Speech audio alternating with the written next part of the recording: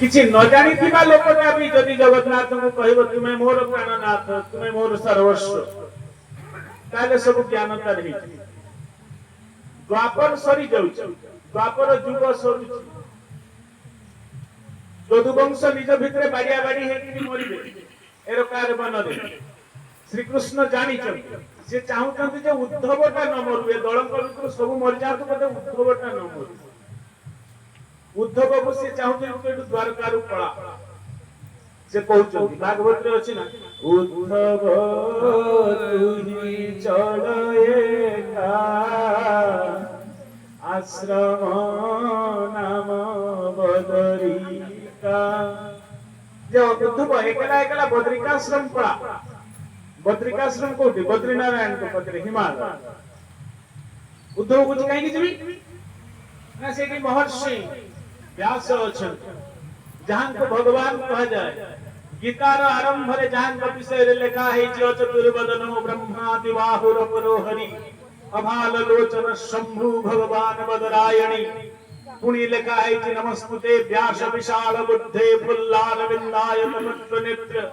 ये नत्वया भारत तैल पूर्णः कज्जोलित ज्ञानमय प्रदीप जे अचतुर वदनो ब्रह्मा तंकर चारिटा मुह नाही कि से ब्रह्मा द्विबाहु अपरो हरि चारि हाथ नाही दुईटा हाथ अछि किंतु से नारायण अभाल लोचन शंभु तंकर कपाल रे आउ गोटे आखि नाही किंतु से शिव से के न से भगवान बदरायण नमस्ते व्यास मुझे व्यासन को प्रणाम करूची से के न फुल्लार बिंदायत पत्र नेत्र पद्म पखुड़ा भली सुंदर लाल लाल जहांकर गुलाबी रंग राखी ये नत्वया भारत तैलपूर्ण प्रज्वलित ज्ञानमय प्रदीप जे समग्र भारतवर्षर अंधकार भितरे एकमात्र ज्ञानर प्रदीप जाळुथबा व्यास से सेठी अछंती पळा सेठी महर्षि धौम्य अछंती केते केते पंडित तपस्वी अछंती केते ज्ञान कोते सेठी मिलिबो उद्धव तो पळा उद्धव कहूची जे मु जीवित आपण को मोहरु जा बोली बाहरिची माने जीवित निश्चित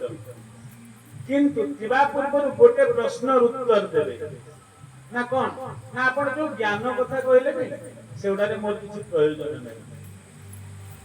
ओडिया भागवत का लेखुचंती उद्धव भाषा शब्द कोन न तुजा को कोई गुषदय ज्ञान का हृदय ये तू जहा को सदय हबो ज्ञानटा हृदय रो बाहरी दासिया बाउरी होती से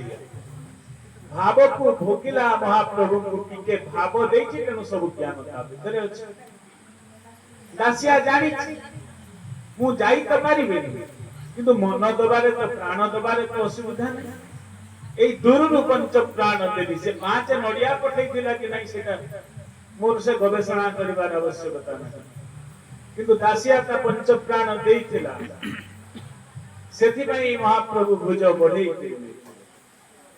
ए होचंती भावर महाप्रभु ए एते भावरे मातुआला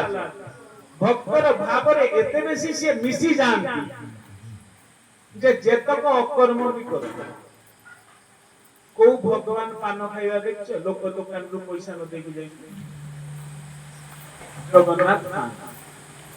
किए जाय कि नीम पत्र गोटा माटी खाइबा देखछ से खान गोटे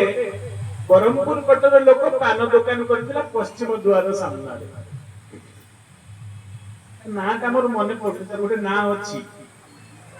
तो से पान वाला रा पान कोडे भारी भरी सब दिन से देखे सेई बलराम दास को समसामयिक कथा से जो बलराम दास लक्ष्मी पुराण लिखते आपण माने पढुछथि लक्ष्मी बलराम दास को पंचसखा समय रो कथा गोटे कला टोकाटे आ गोटे धला टोका तीन आसी ता पत्र पान माटी नीचे जे पान खाइ दे आ पैसा दे आ से टोका दीटा एडे सुंदर आ तंगर व्यवहार एते भलो जे ये पैसा मागे को सब दिन भूल जाय सिंह पान खाइ कि दी खंड खाइबे दी खंड ओंटे खुशी को पड़े ये सब दिन कहबो ठीक आज भी भूल देख पळेले नै कि पान